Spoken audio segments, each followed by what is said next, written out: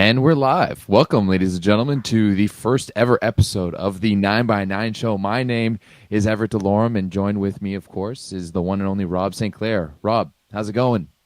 Good, Everett. Welcome, boys and girls, to the 9x9, the volleyball show that you've always wanted and you didn't even know it. Welcome. Exactly. I had a literal shower thought, like taglining the show, like the best 81 square meters of volleyball coverage on the internet. So thank you guys so much for watching.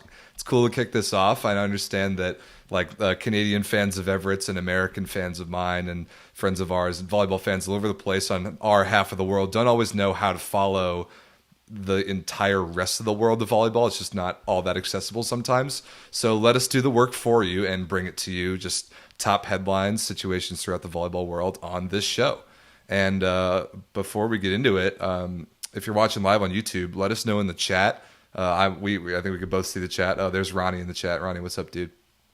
Already got one. Beautiful. So yeah, hit us up in the chat. We'll answer questions throughout the show and at the end of the show. And we're gonna dive into it. We got plenty of volleyball to talk about, Everett. Let's start. Tons of volleyball to talk about. Where are we starting? We can start in Italy. We're gonna start in Italy.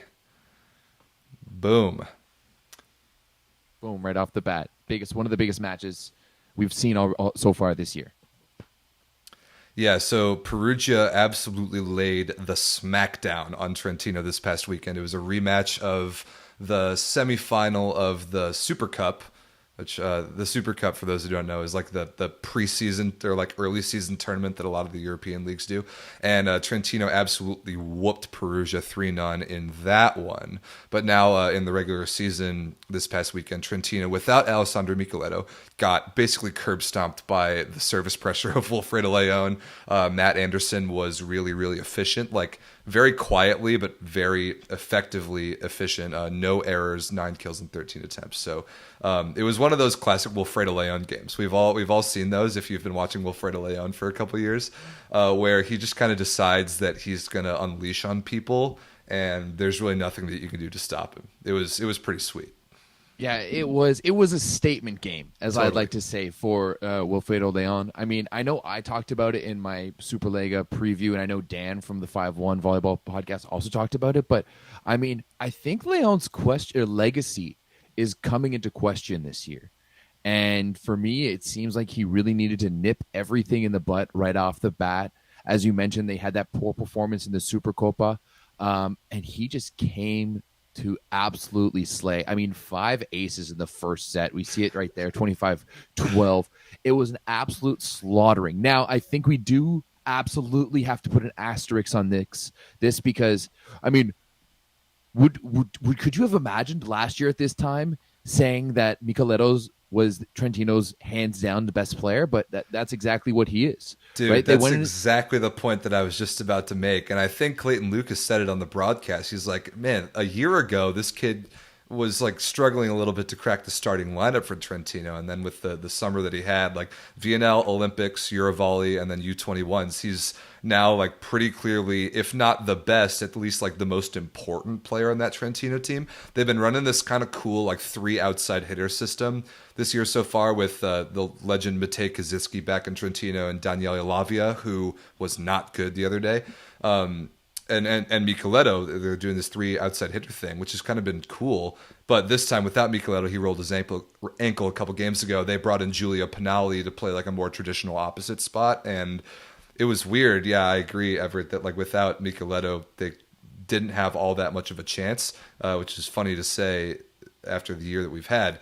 But I think that this is a really, really important stretch for Trentino coming up because they've got some really good matches coming up. I think they play Lube, Piacenza, and Modena, if I'm not mistaken. And those are obviously stacked matchups. And this is an opportunity for Giulio Pinali to come in at the opposite and kind of prove that he belongs there. Trentino will be playing a more traditional offense, and he's going to have to score some points and have to do so on decent efficiency until Micheletto comes back. I also like how you brought up the fact that Matt Anderson quietly had a good game. And I've seen some comments around on the interwebs, not so much on the Discord because we know we've got knowledgeable people on the Discord, but that people who were saying that Matt Anderson wasn't having a good season, that he was starting slow. And I don't know where these people are getting off, because that's not the case that I'm seeing. I mean, I'm looking at the numbers right now. Sure, he's not blowing anyone out, like only 48 points. But when you have Wilfredo Leon, you don't need to be putting up a lot of points. But his efficiency right now, he's at 51% efficiency, which On is the absolutely season. insane. 2 errors on the season, no blocks. Like, he hasn't been blocked at all year, and only 2 errors. So yeah, I think Matt Anderson is quietly having, the season that he needs to have to be a superstar throughout the entirety of the year. And I mean, let's be honest, he knows how to play right beside Wilfredo Leon. How many championships did they win together at Zenit Kazan? And that's why it surprised me so much to see people trying to call out Anderson. It's like, bro, he's been superb for them. Not to mention passing the majority of the balls. Right. Yeah, I commentated a Perugia match a couple weeks ago. They played Taranto, who's like the A2 promoted team. They're not very good. Now they did take a set to their credit, because Perugia inexplicably brought in a 6-2 and allowed Dragan Travica to see the court, which we all know around here is a mistake. But Anderson didn't even play the fourth set because he didn't have to. They brought in Ole Plotnicki, and he was terrific. He was really efficient. I don't think he made an error that match. And he's like a 34-year-old, like 6'10" L2 character. Like, what a crazy luxury to have beside Wilfredo Leon. And I know there was not a lot of certainty around what position he was going to play coming in. Like, a lot of us thought that he got signed to play opposite before they got Kamil Rykliski. And so they've kind of settled in with Anderson L2, Plotnicki as the third outside, and Rykliski at the opposite, who's been pretty good so far. And then you have Wilfredo Leon. It's like, after the Super Cup where they got smoked by Trentino, I think they've kind of settled in on this lineup, and Anderson is never having to do more than he's comfortable with. He's never having to carry a massive load, and what he is expected to do, he is crushing. Over 50% efficiency already in like this sample size in the season is astronomical. Yeah, huge. I mean, if we look at Rykliski, and they've got the same amount of sets on the year, 74, he's at 36% efficiency, and that's playing on the right side. So it kind of says to you a little something about how efficient and kind of the load that Matt Anderson has been taking on this team. First, he's taking most of the balls in service receive. He's getting a good chunk of the offense. I think Matt Anderson is going to be the key if Perugia is to be successful this year. I think Matt Anderson, I mean, of course, we can talk about Gianelli as well, obviously, but Matt Anderson is secretly going to be the key to any Perugia success this year. He's such a unique player, like in the Superliga right now. There's nobody who has an outside hitter of that caliber who is the second best scorer on his team. Absolutely. Best P2 in the game, hands down. I especially this club season, I don't think it's even close. So we'll talk about Perugia a little bit more later, but a really good, like, convincing win over Trentino after the Super Cup, and they'll get a rubber match in that later in the regular season if they don't play in like the Coppa Italia or somewhere else. So let's move on to the Italian Women's League. And if there's one thing about this league that you need to know, it's that there's one team that you need to try and beat, and now 71 times in a row, nobody's been able to beat them. Conegliano wins again, and they were pushed to the limit by Busto Arsizio, who has several Americans and Canadians that we follow very consistently around these parts on the internet. But Conegliano survives. Paola Egonu was borderline great. I think she was very good, bordering on great, and got a lot of support from two new American outside hitters. You know what? It reminded me a lot of last year's Champions League match.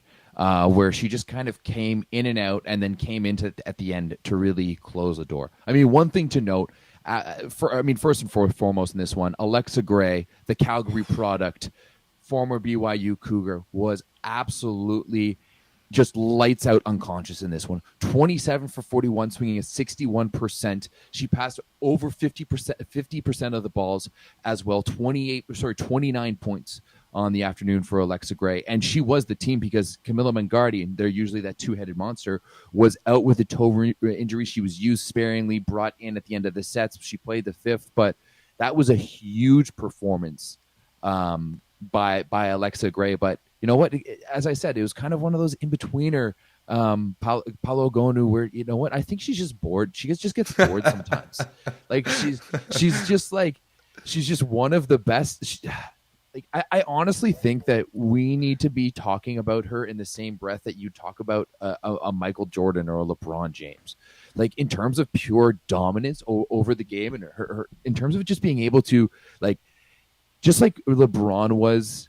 I mean, I think we're kind of past that point of LeBron, but LeBron was kind of in especially like the Golden State like versus Cavs years, where it was there's just those times where he's like, I'm going to turn it on, and no one is going to be able to stop me, and no one's going to be able to do anything about it, and that's the vibe that I get from Paolo Ogonu, and she's honestly iconic. She's amazing, and I've had the take on the super elite group of female opposites in the world right now, and by that I'm including Egonu, Tiana Boskovic, and Isabel Haak. I think slightly above the rest.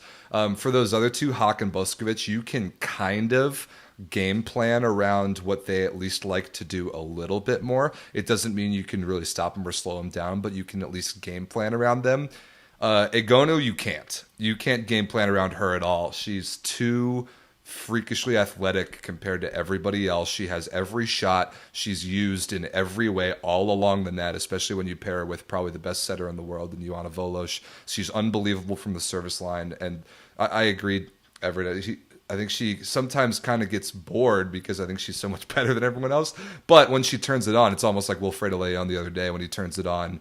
Look out. So just to finish the thought on Alexa Gray, though, I commentated a Busto match a couple weeks ago as well, where they played Chieri and lost 3-0 because I don't think Alexa was very good. She didn't pass the ball well and she didn't hit efficiently enough, and that was with Mingardi. But if you get this Alexa Gray, like this incredibly efficient, first contact controlling, like smart hitting Alexa Gray, you could make the argument that if Camila Mingardi had played that whole match, Busto would have beaten Conegliano. You can absolutely make that argument, and I'm excited to see those two play again.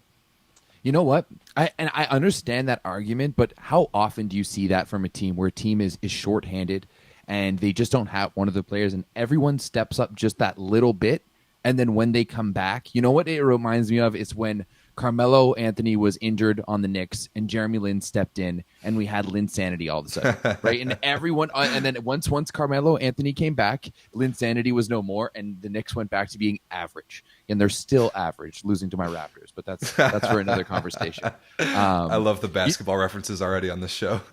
Hey, you know what? We're gonna get in some basketball. We're gonna get in definitely some football. We won't get in Aaron Rodgers, not this week. Oh. And we'll definitely have to slip in some hockey references as well too, as much Letterkenny as we possibly can. Oh yeah, we'll get more into the lore and the culture of this show as the weeks go on, which I'm very excited about. Yeah, I don't have much more to wrap up about this Conegliano thing, other than Catherine Plummer, Megan Courtney, both Americans, both brought into Conegliano this year, both extremely different types of players.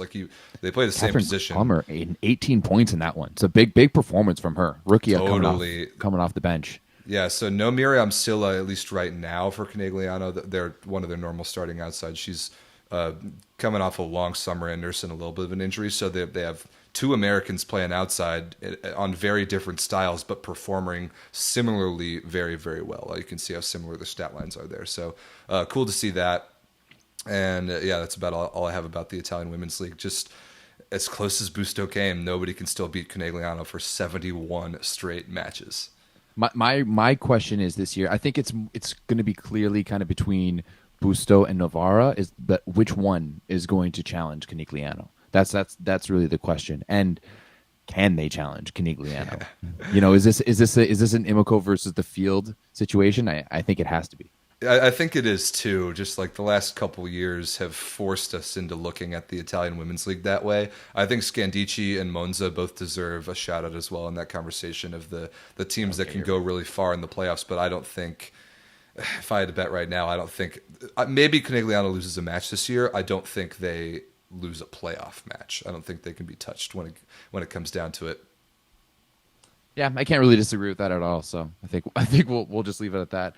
Egonu is I definitely want to like dig into deeper because I think as we wrap this up, I think Egonu has the most power to be like a brand in volleyball, just because of how dominant she is, who she is. You know, she's one of my favorite follows on Instagram because she looks nothing alike any other of the volleyball players. She's so different in the way that she acts and that she holds herself, and I can tell that it's a very high standard. And I think that I think she has the potential to be big. If people started focusing on volleyball, Agonu would be a worldwide star at the same level as like the Williams sisters. I fully believe that. I agree with that. I think she's just because of how special and unique and freakishly talented she is, in addition to her level of production. I think she is the one that a lot of people would gravitate to. I think that's a good point. All right, moving on to what is, in my opinion, the most electric of all the club competitions, CEV Champions League. We've gotten some of the preliminary rounds moving, first, second round. It's a deep and long and sort of confusing tournament format. But Yeah, so this is third round. third round is about to wrap up, but I think the last couple matches of the third round men's are tomorrow, featuring a couple Canadian guys. But when it gets really interesting is the fourth round. That's when it gets down to 20 teams in 5 pools of 4. Can And we you can see- rename this already? Like fourth do round? we, the fact that like hey like like no one goes through rounds like 1 and 3. No one cares about them. Let's just have those as the preliminaries and then make the fourth round the main round. Like, why do we need to make things so difficult? Like I'm let's with just you, like dude. like why do we call it the fourth round? Like it's so like let's just say this is the last round of qualifying, right? Like I like that tomorrow better.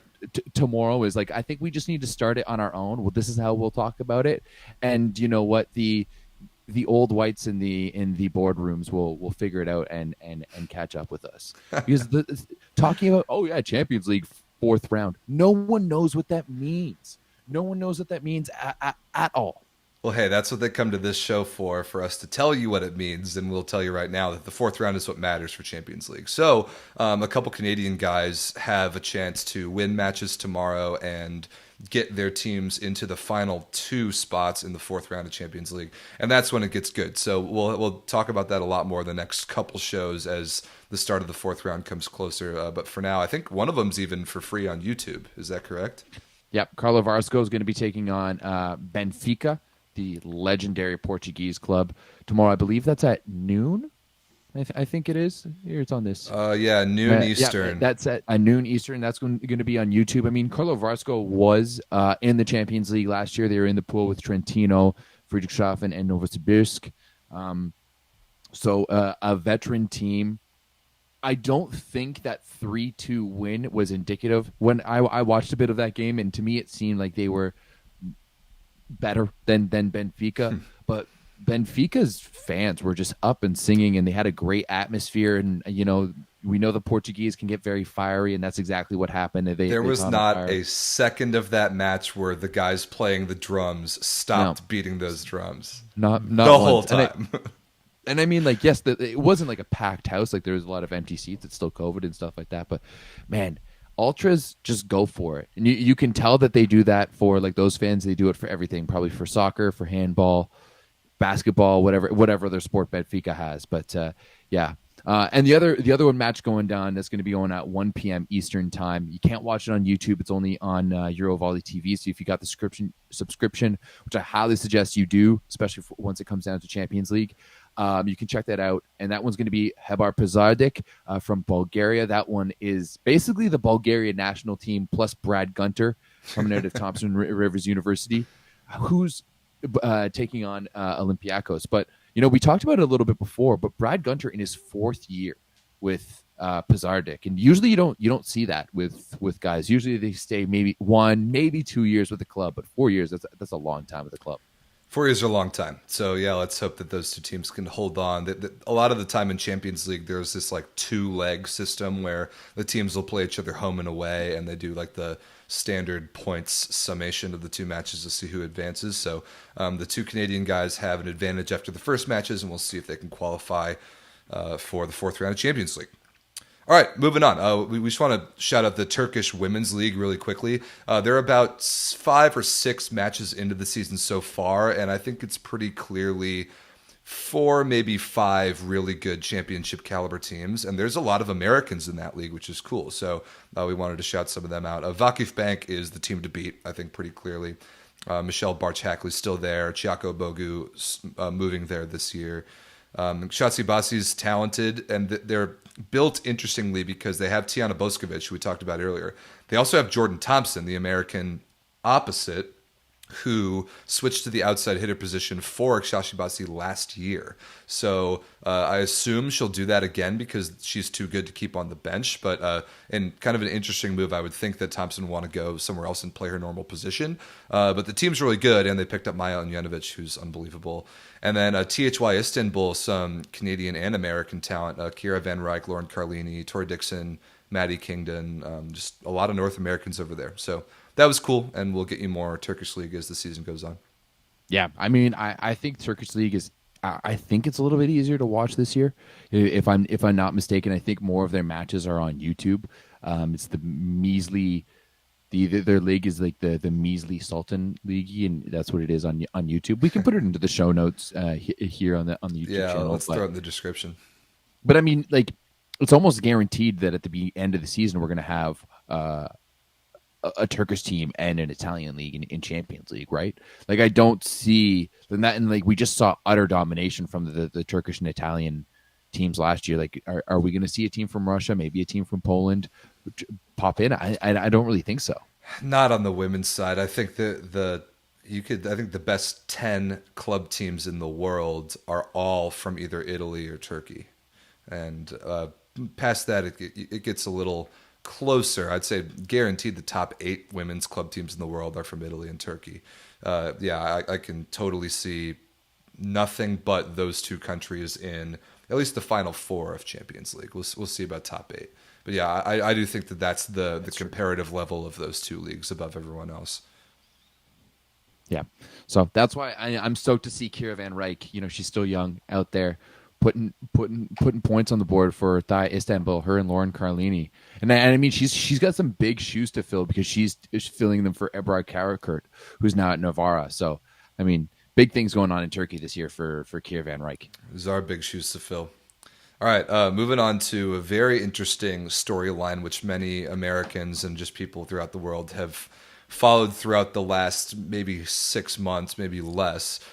Taylor Sander switching to the beach. So if you didn't know about this already, Taylor Sander was supposed to go back to Skra Belkatov in Poland this year, where he played last year, but he cut off his contract with Skra, and him and his family basically cut off all communication with the club. And the club is not happy about this because they had to scramble to find a last minute, like, good outside hitter replacement for one of the best players in the world after the transfer window had pretty much already closed. So he kind of hung Skra out to dry.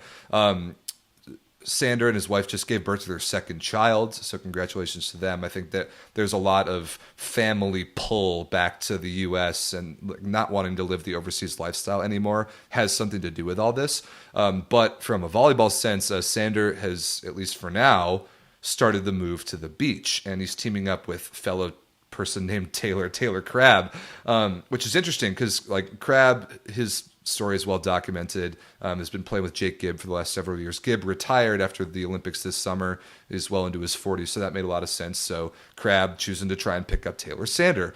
Taylor Sander is not probably big enough to be an elite level sand blocker, in my opinion. Not that I know all that much about beach volleyball, but that's been the biggest question mark so far. But those 2 guys are making their debut together, I think tomorrow in Brazil. So if you're a beach volleyball fan, that Itapema Brazil tournament kicks off tomorrow, and you'll get your first look at Taylor Sander on the beach.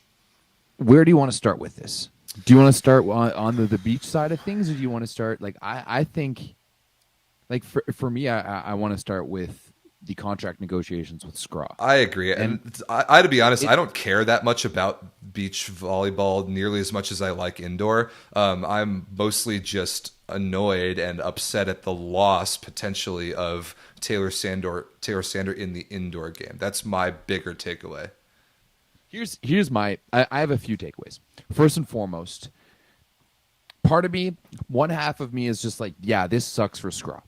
You know, you are one of the biggest clubs in the world, and you are spending money on arguably the best, if not one of the best, if not the best, left side hitters in the world. Okay, maybe not the best because there's a few guys above him, but arguably top 5.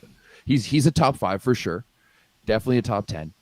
And you're spending that money, and it's putting you in a tough spot. However, maybe not for Scraw specifically, but this is something that does happen quite a bit on the other way. Like you as a player, I'm going to go to this team, and I'm going to go there, and they're just not going to play me. Or they're going to end my contract randomly, right? So I like to see it that maybe this time it's the people with money, the people like the team that get screwed over, and not necessarily the athlete. I mean, I think we both know guys, maybe not at that level, but I think actually, I definitely know guys who have gone to Poland and not gotten paid. Yeah, So that's a good point. it's kind of, to me, I kind of see both sides of it. What I kind of want to point out is that how precarious is the world of indoor volleyball. The fact that one of our top players playing for one of the top clubs, one of the most historic clubs in all of European volleyball, isn't persuaded to stay there, and he's completely opting to go up and like uproot his family, go back home, be there, and play in what people are viewed as a lot less stable life of beach volleyball, right? But the reality is that what's his contract in Scraw? How much is he making? He can't be making more than, like, I think a 300,000 euro contract for him would be maybe insane. I don't think he's going to be making that in Poland. Maybe someone in the chat or someone in the Discord is going to be able to know. But like, your quality of life as an indoor volleyball player sucks. There's no other way to say it. That's right. Well known. You're playing. Absolutely. You're playing for low six figures in maybe situations where that what you had as amenities as a college athlete is going to be a lot less once you become a pro athlete, and you never get an off season. Right. You go from Champions League to club to country cup to national team. Half the time you're spending for the national team, you're not getting paid for that. Right. Yeah, you get paid for some Nations Leagues wins and stuff like that, but it's not to the same level as other guys. So why not move back to the States? Why not go live on California on the beach? You get an off season, right? You get sponsors. Being a professional on the AVP tour is probably much more legitimate than any other country has, because it's a national tour that actually pays. Maybe Germany, Brazil as well, of course. But I think it just shows how fragile, and for so long people have been like, oh, indoor is more stable. You're going to go make money on indoor. But I think that's starting to change a little bit on the upper end, right? Because you're telling me that a team of Taylor Sander and Taylor Crabb can't get a lot of sponsors, right? Aren't going to go out there and going to be able to make money on the AVP tour, make money on the FIVB World Tour. No, it's I'm not going to say it's going to be cake, but like, they're going to be able to do it, I think they will be able to do it. So my biggest takeaway, and I said this on my podcast, The Deep Corner on the VLA's platforms a couple weeks ago, like, my biggest takeaway is that USA Volleyball, or some entity in the US or Canada or North America at large, needs to give players an opportunity to play in the States and make legitimate money. If that was an opportunity for Taylor Sander, there would be no problems with him continuing his indoor career. If he could stay anywhere remotely close to home and play at a decently high level, even for a little less money, he would take that. And I have talked to and heard from so many players who would take a huge pay cut if it meant they could stay in the States and still play. So that is a factor of this conversation as well. I guess we'll just kind of see how it goes for the Taylor pairing of Crabb and Sander. I'm just curious to watch and see how they adjust on the beach court. But I'm more interested in following what's next summer going to be like for the U.S. men's national team in a world championship year. Are they going to get Taylor Sander back indoors? And if not, what are they going to do about that? So I'm sure this is not the last time we'll talk about this on the show. No, I don't think so easy. I think I think this is going to be an ongoing conversation. Even if he doesn't go back, there's always going to be that conversation of can he go back? Can he go back to the indoor side, especially with a player like that, He's so good. He can always. It's not like it'll take him long to adjust back to elite competition. It's absolutely not, so right? Good. So maybe we'll see what the indoor season has to come with us, because I mean, it's easy to say, hey, right now I'm going to go to the beach, I'm going to go train, blah blah blah, stay in shape, but then maybe he pulls a Michael Jordan and moves from the White Sox to the Bulls. You know, from Just from posts "I'm back" on Instagram. I would yeah, love that. exactly. A picture of his shoes and some knee pads on the gym floor. Just I'm back. I can picture it now. All right. Well, speaking of things that are not back, Zaxa, who won European Champions League last year and therefore got a berth in the FIVB's only club tournament, the Club World Championships, has announced, like, I think this was today, maybe yesterday, Literally, that literally today. Yeah. today. They're like, yeah, no, we're just not going to do that. We're not going to go play in this tournament.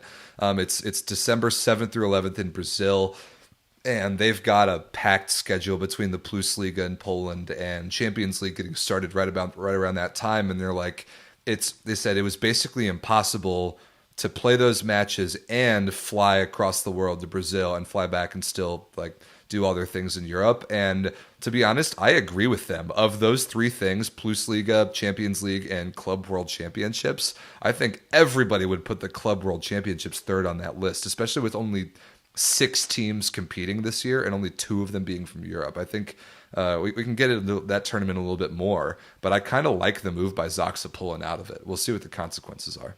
This is exactly what we were just talking about with Taylor Sander. What is this garbage set schedule? Right? Right, No other right. sport other than volleyball is just like we're gonna fly you around the world to and not care about your health, not care about your well-being, not care the fact that we're asking you to play so many more matches while literally flying continent to continent in such a short period of time. It's absolute insanity. I mean, I think the Club World Championship is a garbage championship, anyways. I think in general, I don't know what purpose it serves, especially since it's based off the merit from last year. None of these teams are the same as last year. They've all gone through significant changes, Great right? point. So why do we have it? What's it there for? Why is the FIVB sticking their nose into the club season? You know how we get volleyball bigger? We grow club volleyball. You know what's Right. not doing that? The Club World Championships. A The only time it 6-team was tournament with 3 South American club teams like yeah, it that. just doesn't make sense, right? And I mean, how many times have we seen teams who shouldn't have even like are given a wild card for no reason come through and win it, right? The only time it was ever good was back in 2011 when the Trinity Western Spartans went down and won a game against a team from Brazil as the North American representative. Yeah, man, I don't know about the future of the Club World Championships tournament. It used to be like maybe 5 years ago. I actually enjoyed that tournament a lot. The field was better and stronger. It was accessible on YouTube at the time, which I don't believe it is anymore. And it produced some pretty good matches, and it was cool to like normalize the level of competition throughout the world on a club level. But it's just not the same tournament. It's planned badly. There's no detail on it on the internet right now. You and I were digging through the FIVB's None. websites and channels to try and find out what the heck is going on with this tournament, and there's nothing on it. Like it's kind of an organizational mess, and I think Zaxa pulling out of it might be the beginning of the end, at least for the tournament this year. And I think it's a good wake up call for the FIVB to kind of get it together and make a choice on the role of that tournament in the landscape of club volleyball. Make a choice, make it make sense, and plan it better, I think is what it comes down to.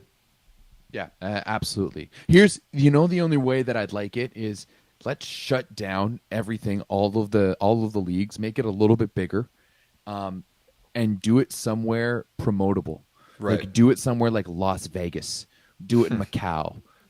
Like let's make it something completely neutral and just make it into a big party.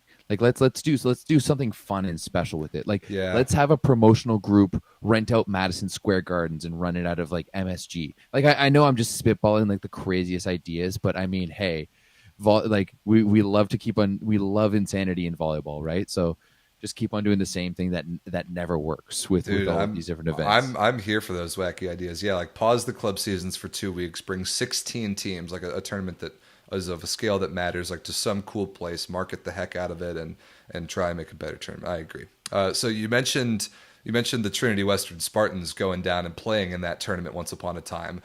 Speaking of the Trinity Western Spartans, this year's edition is embarking, I think, literally right now on a trip through Southern California to play some of the Literally top right now. right now to play some of the top teams on the men's side in the NCAA. Now, this is always really interesting, and Everett, you and I have made fun of each other for years about which like U Sports versus NCAA men's, like which teams are better. And oftentimes, like the NCAA teams will come up to Canada in November, December, which is their preseason, and play a couple matches with the Mikasa and get smoked. And so I'm really interested to see what happens this time, because I think that Trinity Western is better than all these teams are about to play. But if it's in America, we can kind of assume I think they are too. We can kind of assume that they're going to be playing with the Molten volleyball, and I want to see if that makes all that much of a difference. However, remember that this Trinity Western team did represent Canada at the Pan Am Championships. And they played with the Molten in September and played with the Molten there. True. So, great point. Right. This is where we may give advantage to Trinity Western. Also, the fact that they did kick off their regular season play this past weekend, absolutely thumping the Thompson Rivers Wolfpack. It really wasn't even close. One thing that you guys are going to notice when they play is that they're running a 6-2 right now. It's disgusting. I saw that. So Ep is setting and hitting, and then Elser is setting and hitting. Is that how it's working? Yep, absolutely. And I mean, hell, they could run a 3-3 because friggin' Jesse Elser could do the same, just the same as his younger brother Matthias. Also, there's now a third Elser brother on the team as well. There's now a little Aaron Elser. So you may get a triple dose of Elser in Southern California over this next coming week. But I mean, I really want to see if there's going to be any live streams. Like, are we going to be getting a live stream for this? Can we watch some of this? I would love to watch this. That like, what's the tournament called? The December tournament where they used to bring 4 NCAA teams up and play a big tournament. Can-Am. Well, like it only happened once. Yeah, the Can-Am tournament. That tournament was great. It was great, and I mean, it's too bad because people are going to think I'm pandering when I say this, and I promise I'm not. But I've watched Trinity Western play a lot. I've commentated their games a lot. That game that they played against Long Beach that they won in 5, that it is immortalized on this YouTube channel, was one of the worst games I've ever seen them play. And I've never seen Eric Lepke choke on putting away a match so many times as he did in that one. And I mean, afterwards I learned, they didn't have their head coach, Ben Josephson. He was with the Canadian women's national team in Olympic qualifying. Lepke had been fresh off a flight from France where he had been spending Christmas with his now wife, Samantha Swenson. And actually, I think they just announced that they are now expecting. So congratulations, guys. That's absolutely massive. But yeah, and they did not perform well in that match against Long Beach back in 2019. And it's too bad because I think that there's like a lot of like question being like, like they were really close to Long Beach. Long Beach wasn't as good. But I was like, no, that wasn't even close to them. And I fully expect them. How many games is this? 1, 2, 3, 4, 7. I fully expect them to go 7-0. I kind of do too, especially because the NCAA teams are in their preseason. I don't think they're in anywhere close to the form to match up with this Trinity Western team. They're also not as talented in general, and I think that they're going to get stomped. I just hope that we can find some way to live stream some of those games. That would be sweet. If we find them, I will post them. Everett will post them. Stay tuned. If we find some streams of those matches, we'll let you guys know. All right, let's hop into some little more rapid fire segments. We won't spend quite as much time on these topics. First and foremost, some disappointing starts for a couple of our Italian men's teams, including the darling of FIVB marketing, Yuji Nishida and Vibo Valentia, almost in relegation position in the standings right now. I think they're like 1-4. Not good, and they don't look good at all. They've got Uncle Mo, Mauricio Borges, they've got Douglas Souza, they've got Eugene Nishida, they've got Flavio in the middle, and they just don't look good at all. I don't know what it is about them. And then also, Verona didn't have a very good offseason. I don't think their expectations were quite as high, but they don't look good either. So, Everett, who's more disappointing to you early in the Superliga? Okay, well, first of all, I like how you said that we're not going to spend a lot of time about this because I've got a lot to say on this topic. Not going to spend much time about this. Okay. Well, first of all, it has to be Vibo Valencia. I mean, this is a team that everyone was surprised by last year. They came in from A2 and kind of blew the lid off the league, and they Yeah, were they were so fun to awesome. watch. TJ They were so DeFalco, fun to Bartholomew watch with Chinese, yeah, they were great. absolutely Thibaut Rassard, Yeah, and Rosard. all led by Seda, but just and then this year the expectations were even higher. Hey, let's go out. We got all these Brazilians. We got if you pay attention to YouTube, apparently the best player who's ever touched a volleyball playing for them, and they have been they're 1-4 right now, and Yeah, just they're getting not good. absolutely handed a loss to them by Arthur Schwartz, Stephen Marr, and Chisterna. And I mean that's a huge redemption game for my Canadian boys. Anyone who followed anything I had to say last year knows I was not happy with how Mar was treated at Milano, was putting up a career year in numbers for them, and then absolutely got shafted to the bench for Tini Earnout. And here he goes and turned around and just absolutely thumps Vibo, right? But at the end of the day, there's two things I have to say to this. One, Nishida needs to be way more efficient. You want to be an elite player, you have to have a 40+% efficiency in the best league in the world. You can't be hovering down. The other day he was hovering down at like a 32% efficiency. There's no like this isn't Germany, this isn't France, this is the Superlega. Yeah, that's Right? like And if Giulio Sabi territory. You've got to be better than that. right? But at the same time, this team isn't built properly for him. Right, last year they were able to open things up with how Saida was able to play, especially with Chin and Yeze. He was able to play with the middles, open everything's up. You could give a slow looping ball to the right side of the Abu Bakar, and then just throw balls to the left side. Where both to DeFalco and Rossard were in a very good position to be able to change things up, to be able to move to the ball. Whereas things are different now. Uncle Mo and Douglas aren't as good as passers as DeFalco and Which is Zaza. crazy to say because like that should be a strength of theirs, but it's not. 100%, right? So Saida's moving around a little bit. He's not as good of a setter in terms of pushing that high ball to the outside. He needs a little speed, and this team just wasn't put together recently or well. And we may be seeing their best. I don't see them getting better. Like maybe they pick up someone in the transfer window, but like I really don't see them getting much better. Wow, that I think they will get a little bit better. I think they'll figure it out, but I think they're clearly the most disappointing team early on in the Superliga. All right, moving on from that to quite the opposite take. Some pleasant surprises. Both Piacenza and Monza either at or near the top of the Superliga standings so far, both playing above expectation. I think Piacenza had a pretty big offseason. They were expected to be a little bit better, but I even think they, having beaten some of the true contenders early on, have pleasantly surprised some people. And Monza, they beat Lube in the Super Cup semis. They stomped Piacenza head-to-head the other day. Like that was one of my most crazy results. Yes, of this year. that was crazy. So Everett, who, in your opinion, finishes higher at the end of the year, Piacenza or Monza? Despite what happened this weekend, I'm still going with Piacenza.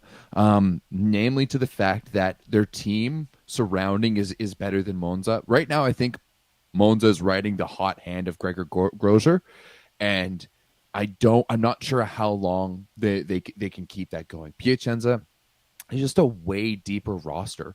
And also, ultimately, I have way more faith in Antoine Pizarro than I do with Santiago Orduna leading the show. The fun one is watching Adis Lagumgia. I mean, Monza really, really shut him down this weekend. And I mean, it's explainable why. Like, there's so many storylines in this matchup. Basically, the fact that Monza and Perugia swapped Grozier and Lagumgia, right? Lagumgia really blasted onto the scene with the Milan outfit last year, whereas Grozier kind of wallowed at Piacenza, was injured at times, and they got the swap. And so far, Grozier's been looking lights out, but I just don't see him being able to do that all season long.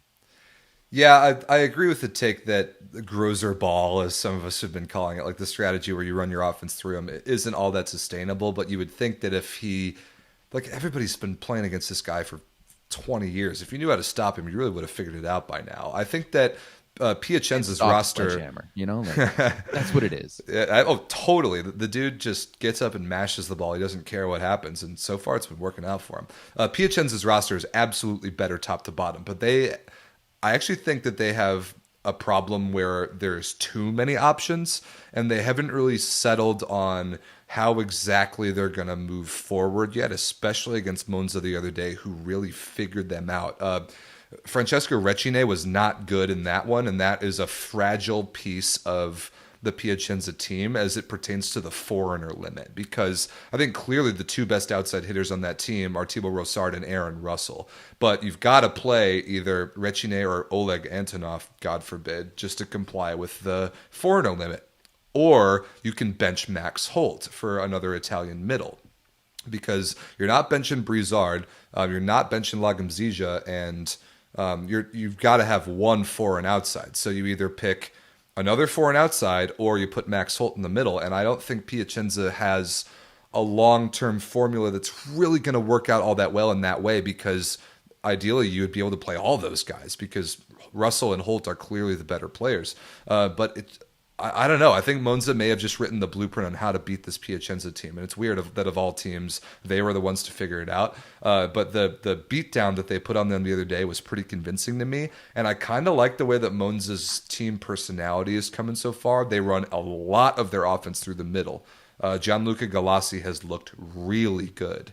And I think Javorona was deadly. Totally. I think Javorona and Davi Skiba are doing their jobs right now. I think they're passing the ball well enough, and they're available, and they're scoring with decent efficiency, so that Orduna can just fling balls back to Grozer all day long. I don't know why that's working out so well, but it kind of is. I will have to say for Davoranak and Davskiba, most underrated outside pairing maybe in volleyball Absolutely.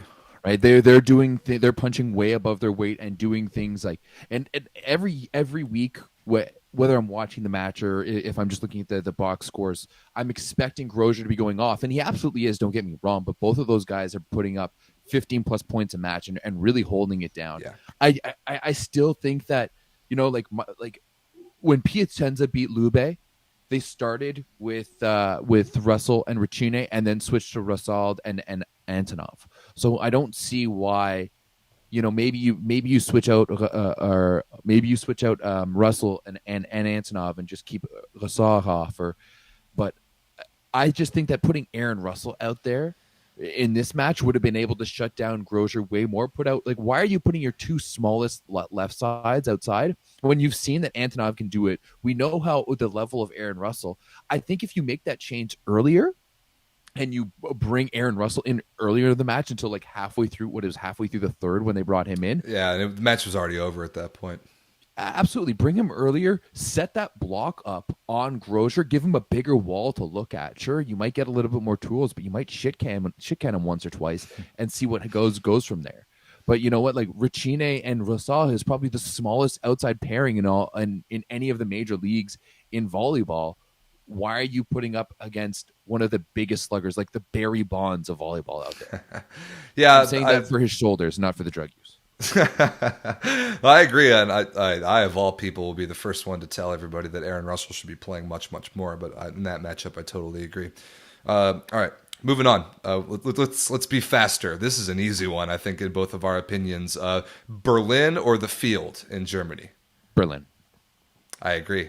I don't think there's really that much more to say about that. They've been wiping the floor with the rest of the Bundesliga so far this year. They haven't been touched. I think they've dropped like 2 sets all year long. It's very convincing. Grandpa Grantkin is running the show, and I love to see it. And I don't have very much more to say about that. No, it does make it so the fact that the entire rest of the Bundesliga, other than Hatching, is interesting. Like if you go from Gießen to Düren, and that's like the gamut of the entire standings, it's interesting. You're always going to find good matches, whether it's Frankfurt or Hersching or Düren and Lüneburg.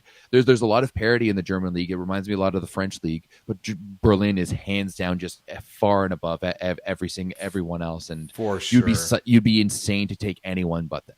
Yeah, in positions 2 through 7-ish, I agree. It's actually a really fun league to follow, but 1 is not going anywhere anytime soon. So speaking of something cool that happened, what's going on there? Check out this play. This went kind of viral on the internet the other day, and for good reason. Oh, Oh yeah, a beautiful. wide open net slide. Joe Worsley to Dalton Solberg, the same play that happened at Hawaii like Woo! 3 years ago. Just absolutely crunched. Like With the it. nutmeg. Oh, just amazing. Yeah, let's just watch it again. Why Yeah, not? You know what? we're putting this on loop. The part that I love the most about this is that Joe, like, watch him. He gets the free ball here. He pulls off his shirt and like signals to Dalton, like, yeah, go behind, like you know what to do here. Blocker Gr- completely eats it. It's amazing. Good pass there by Tyler Kozlowski, another former Trinity Western Spartan, the libero there for Lundberg. He's actually Cool, you been there passed for the about. free ball. Hey, you know what? He's a stud. He's a stud libero, and I bet you George Worsley would tell you the exact same thing. Also owns a little coffee shop in Lundberg. That's adorable. The more you know. But hey, you know what? We were talking about it, and I know so many people who are like, the slide has no place in the men's game. This is the evidence against that. I absolutely love the slide. Like, let's bring it into the men's game. If we've got dynamic middles, the thing is that I think that most men's middles are too dumb to hit a slide, and that's the only reason that they can't. But obviously, Dalton Solberg can, and he can smoke that one down the line. Yeah, shout out to Dalton Solberg. I've known him for years. He played for the same club as me, like, and is from a couple towns away from me near Chicago. And I met Joe and the out of system kids this summer. They're great dudes, great players. This was sick. This was so sick to see it. Just watching a slide randomly pop up out of nowhere in the Bundesliga. I thought that was really cool. One thing I do have to note as well, too, and Rob, you'll appreciate this. Big shout out to the Bundesliga, the Bounce House crew, and everything they've got going on to the production side. The fact that we finally got a baseline angle replay. It would be better if we had baseline for regular play as well too. But hey, we got the baseline angle for the replay. But everything that they're doing from the live, everything's live on Twitch. You've got pregame show, you've got postgame show. They've got memes going on Instagram. I wish I honestly, like, let's go get on that Duolingo tip. Start learning some German so we can start enjoying all of this amazing content that, I'm spending how much money to watch the FIVB or the Superliga on FIVB TV, and their quality of broadcast, no offense to all of the hard work you're doing over there, Rob, but, Hey, yeah, the commentary aside, I completely agree. The Bundesliga is head and shoulders above just like the modernness and the accessibility and the fun and the entertainment value of all the production. Live on Twitch, I think Spontent, twitch.tv/Spontent or Spontent1, Spontent2, the various channels, are all free. They're spectacular. Great job that they're doing over in the Bundesliga, like covering the game closer to how we really want it to be covered. Yeah, absolutely. Shout out to the Bounce House boys for doing it right. Totally. All right.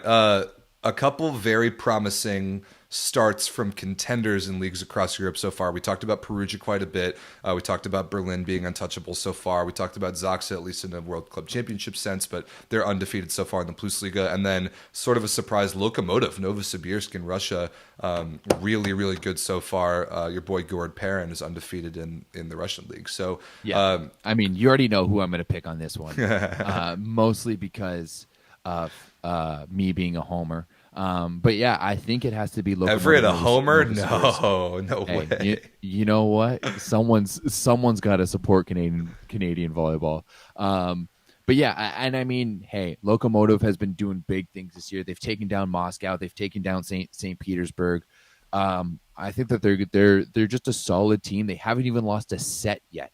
The last time they lost a set was that Super Cup thing that we don't even know what it's associated to, but that was in September, and their guys weren't even playing, right? So yeah, I 100% think it has to be Lokomotiv Novosibirsk. The way that they've been playing so far in what looks to be kind of a wide open Russian Superliga. It is a wide open league. Hands down the top of my depth chart right now. Yeah, I it's difficult to disagree with that, but I think we already talked about Perugia, we talked about Berlin. I do want to give Zaxa a little bit of a shout out because they went through a lot of roster turnover this offseason. They lost Coach Gerbich, first of all. They lost Tony Uti, Kokanovsky, Zatorsky. So they bring in Eric Shoji, they bring in Norbert Huber, and they bring in Marcin Janusz, and that's like you could go back and forth on the plus and minuses of each of those transfers, but The thing that made Zaxa so good last year was their team chemistry and their team identity, and so far that hasn't changed. You've still got Semeniuk, Schlivka, Kaczmarek on the wings doing their just genius defense to transition game, hitting the ball so smart. They're still the same personality and identity of Zaxa that we got to know last year with them winning Champions League. So they play the other Plus Liga contender, Jastrzębski Węgiel, tomorrow. So we'll talk about that a little bit later. But if you can watch that match, if at all possible, it's not as easy in Poland, but that's huge. And that will. I think that. Yeah, I think that match is going to be available on Polstat Sport. So if you just Google that, I think that's where it's going to be. But I mean, one thing to note that Jastrzębski Węgiel did beat them in the preseason cup. They did, and they smacked them 3-0. They beat them pretty convincingly. So I think that one's going to be definitely one to watch as well. Just with all the history between those two teams. Yeah, I'm excited to hear our buddy Adanus's take on that match tomorrow in the Discord. That'll be fun. All right, moving on. We already talked about a couple of these already, but there's a few kind of fun to follow American-Canadian harmony teammate situations going on throughout the world right now. We talked about Jordan Poulter and Alexa Gray on Busto Arsizio. They were so good together last year, keeping that going. Kira Van Rijk, Lauren Carlini in Istanbul. And Lundberg, I looked into it. There are 5 of them combined, Americans and Canadians on that team. Oh yeah, Jordan Ewart as well too on Lundberg, and Tyler Kozlowski. Yeah, that's awesome. I mean, I think one of my favorite has to be I wanted to say bromance, but that doesn't work. the love between Jordan Poulter and Alexa Gray. They hang out off the court too. I think they were just in London, England together. I saw Alexa posting something like 18 hours in London. It was just her and Jordan Poulter. Seeing the world while being top volleyball players. I love that, and you got to love the love between Poulter and Gray. I love watching Busto games sometimes, and their coach is just going off in Italian, and Gray and Poulter are off communicating on their own, and you can just tell that they've got that connection. And I mean, hey, they're one of the top teams and one of the best leagues in the world, so that's why it's got to be the favorite one. Yeah, I agree with that. I love watching Busto Arsizio. They're Jordan and Alexa's connection. They're just very similar people, similar personalities. They see the game the same way, and it manifests itself on the court in pretty cool ways. All right, here's an interesting one that we'll come back to this sort of segment throughout the weeks, but we wanted to start it off with, if you could change a rule of volleyball, whether it's a goofy, ridiculous one or a serious rule change, what rule would you change? And Everett, I know you have a very serious one that goes back to how the rule was a couple years ago, that apparently we just can't decide what a net violation is. Okay, well, I was thinking about this. It's not just a couple years ago, because this was a rule change that when I was playing club. So this is like a decade ago, which is scary to think, because when we discussed it, we were like, yeah, this was just a few years ago, right? Yeah, that was stop reminding me. That was 2010, bro. A lot has happened since then. Like we won't get into it, but a lot has happened since then. And for me, it is the net touches. I hate net touches. It's the dumbest call ever. 80% of them have no play on the game whatsoever. It's a slight touch into the netting. It's a shoulder on the turnaround to get the ball. It's it is brutal. How many times have we seen amazing rallies, great plays, great digs, big block just get ruined by a net touch? It's just, there's no other sport that's dictated so much by the whistle as volleyball. You're literally hearing the whistle like every 30 seconds. And let's just find ways not to use it. And so back in the 2010s, they did a bit of a trial, let's say, and basically it was only the top tape, and only in actions that had to dealing directly with the ball. So if you're a middle, you go up, you fake the quick, come down on the tape, net's moving, doesn't matter. Keep it moving, keep it going, right? It doesn't affect the play. Let's not touch it. I would love to see that free flowingness of the game again. You know what? And the conversation back then was, well, it's too hard for refs to call. Get better. Be better. That's all I have to say. We have Hawkeye now. You don't even need to make the call. Let the robot do it, right? Great point. So let's just get rid of these net calls. They're garbage. Yeah, hard to disagree with that. You take away the blowing of the whistle to stop plays, and the game gets better pretty much immediately.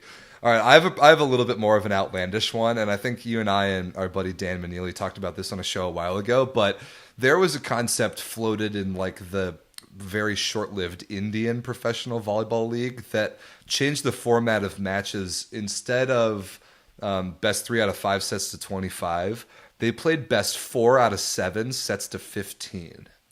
And the more I think about that, even though it like totally, shatters the fundamentals of how we play the sport internationally, I actually think it's kind of a great idea. Like Guidetti, the Italian guy who coaches for Vakif Bank, said one time, he's like, "Oh yeah, I don't watch men's volleyball until point 18. I don't bother."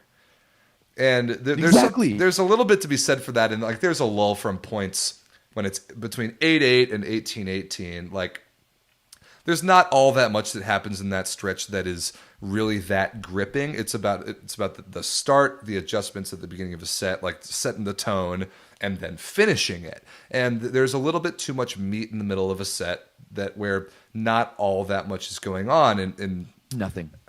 And like I don't know. I don't know if I would truly advocate for blowing up the whole format of volleyball matches, but I think the best not? 4 out of 7 sets to 15, you get the excitement of a fifth set to 15 at least 4 times. It's so much like faster, digestible, more dramatic. You get the more dramatic moments in the match more often, and I think that it was a concept that came out of India a couple years ago that I think is worth at least thinking about more globally a little bit, and I thought it was just kind of worth bringing up on the show.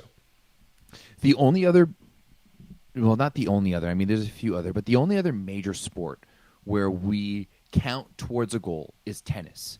But tennis is divided into all of these little matches, right? Every game is like what? It's a race to It's like 5 points. 5 points, yeah. Right? That's all just these little games that make together the entirety of the match. The only points that matter in volleyball are points 1 through 6 and 18 through 25. So let's get rid of all of the meat in the middle. Let's create like, hey, you guys want to put in a random technical timeout? You won't need one because the set's going to be done in half the time, right? I'm all for blowing up the current model because guess what? The current model isn't working, right? We're one of the least watched sports in the world, despite my opinion being one of the most exciting. We're one of the most diverse sports in the world, and yet we still can't get eyes on it. Clearly something isn't working, and I think the format of our game is one of the big things. That's a little further than I'd be willing to go with it, but it's hard to disagree with any of those takes. And if you didn't come here for hot takes, you're watching the wrong show. All right, just about to wrap it up here. We talked about a couple of these already, but there are a couple pretty spicy matches going on this week. Zaksa versus Jaszczewski tomorrow that's 11:30 a.m. Eastern. Everett mentioned it's on Polstat in Poland. That's a little tougher to find. Champions League round 3, Karlovarsko versus Benfica, like we talked about. That's on YouTube. That's really easy to find. Saturday, the two best German teams, Berlin and Düren. We'll see I think Düren of all the teams has the best chance to dethrone Berlin, or at least beat them once or twice. So that's on Saturday, 2 p.m. Eastern. Also on Saturday, the Battle of the Zenits in Russia. Zenit Kazan, my boy Micah Christensen setting over there, versus Zenit St. Petersburg, who's ridiculously good. That is at 10 a.m. Eastern on Saturday. And then Sunday, and another classic block of Superliga matches in Italy, Lube versus Modena at noon Eastern. That'll be very, very good. And we'll try and gather all the places where those games can be watched and throw it in the description for you guys. Lube versus Modena is going to be a phenomenal game. I think both those teams have something to prove, especially of the moving around. You had Leal move from Lube to Modena. There's just differences on all those teams, and I think it's going to be an exciting match to watch. Yeah, I agree. Both of those teams really, really need that win. Lube needs it. We'll see how much Osmani Monterrey is able to play. Modena really needs it. They have not had that good of a start to the year, so that one will be fun. And just a preemptive marking of everybody's calendars. The following Sunday, Sunday, November 21st, Trentino versus Modena. I will be on the call for that one. That will be very spicy, so mark your calendars. We've got Ronnie in the chat saying tomorrow Monza versus Lube. I don't know what that is for. I don't think there are any matches on Wednesday this week because Yeah, otherwise Ronnie, I think otherwise I'd be commentating one. Ronnie's been getting into too much of that Cuban wine, and it's too late. Actually, there's. I know we're about to finish things up, and I want to bring up a topic. Oh wait, no, oh wait, not tomorrow. Oh yeah, tomorrow. There's Lube versus Monza. Wait, seriously? Yeah, Lube versus Monza tomorrow, and Ravenna versus Trentino. Huh.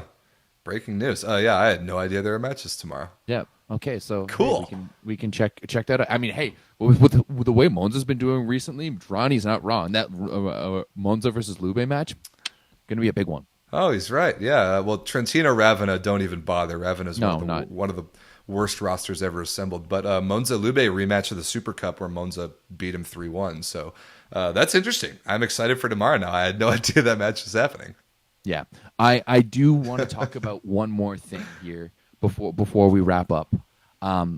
Last year in the Superliga, there was a player by the name of Shawan Vernon Evans who was maybe clowned a little because he was brought on to what was arguably the best team in the world, played a little bit, and then got benched, mostly because Mr. Tragica, whose hair was receding, couldn't push a ball high enough onto the right side.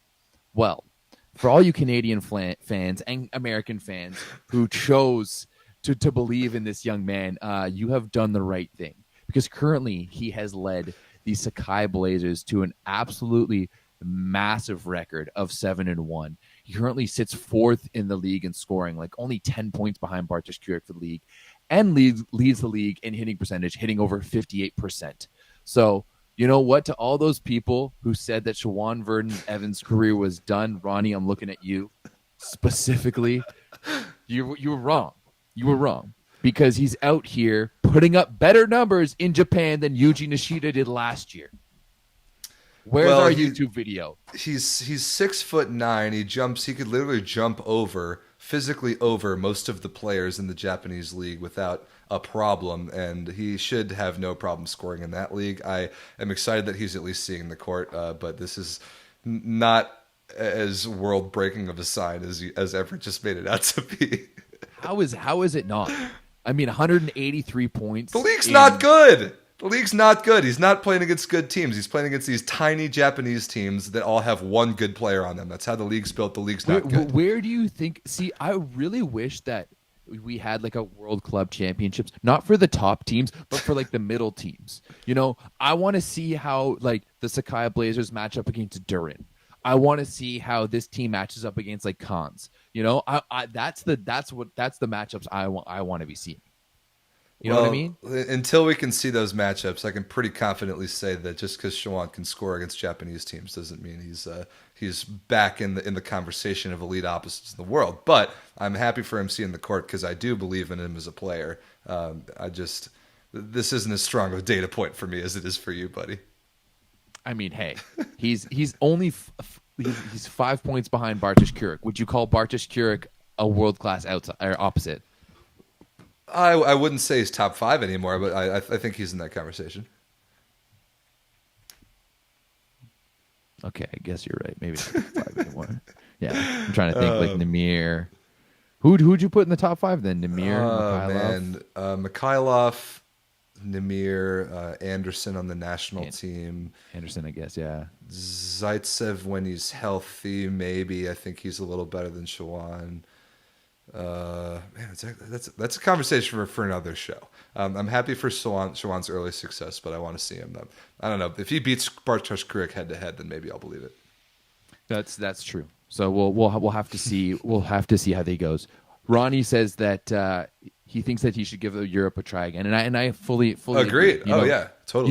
You go to Japan, you make some money, you gain your confidence. Maybe they write you in as the next Haiku character, and hey, and if that's the case, maybe you've got the maybe you get the support of the FIVB too. Ronnie K, you just named 3 right sides: Namir, Mikhailov, and Abdelaziz. Yeah, those are really the same person, Ronnie. That's the same person, Ronnie. We were going to invite you onto this show, not anymore. Ouch, that's harsh. I'm before we wrap up here. I'm scanning through the chat for any questions or hot takes. Well, can we get Everett a ring light? Everett literally has a ring light in front of him right now. It's just not very good. It's also behind my desktop, so I'm gonna have to work out the setup a little bit better in here. Your boy Freddie Winters played in Benfica, Portugal once upon a time. That's pretty cool. He did. He played there for 2 seasons. Love Fred Winters. Shout outs to him. I want to play golf against that man one of these days. I think he would dust you. Oh, Because he will. Yeah, seen, he's way all better I've than been me. seeing from Instagram for years is that all he does is just hang around and play Just golf. Play golf and buy shoes. What a legend. Yes, absolute legend, 100%. Are you good at golf? I'm terrible at golf. I'm like a 12. I'm decent. I played does that last. I'm a 12 handicap. It's about how many shots I shoot over par on average, but it's never that good. I promise. Anyway, this is a volleyball show, not a golf show. Thank you guys for watching. Come next Tuesday, same time, same place, here on the Volleyball Source channel, 7:30 Eastern. Hop in the chat and spam the spicy pepper emoji. Check out the Discord link in the description, where we talk nonsense just like this literally all week long, 24 hours a day. So All of our takes from this show is just like, I mean, for me, almost exclusively from the Discord. it's just literally I'm just amalgamating everything everyone else has said and putting it into this show, and basically that's how it's working. Love it. Yeah. Well, thanks for watching. The 9x9 will be back next week. Yeah, Tuesdays 7:30. We're gonna make it consistent, and yeah, well, if you guys want to hear us talk about anything, any topics, if there's any segments you want to see, either let us know in the chat, shoot us a message on Instagram, or join us in the Discord and have a conversation with us there. Love it. Yeah, let me do the obligatory YouTube spiel of thumbs up the video and comment on it. It helps us out on the Smash algorithm. the like button, bro. I'm not going to stoop to that level. That's your job. Okay. All right, boys and girls. Peace out. Thanks for watching. Have a great one. We'll see you next week.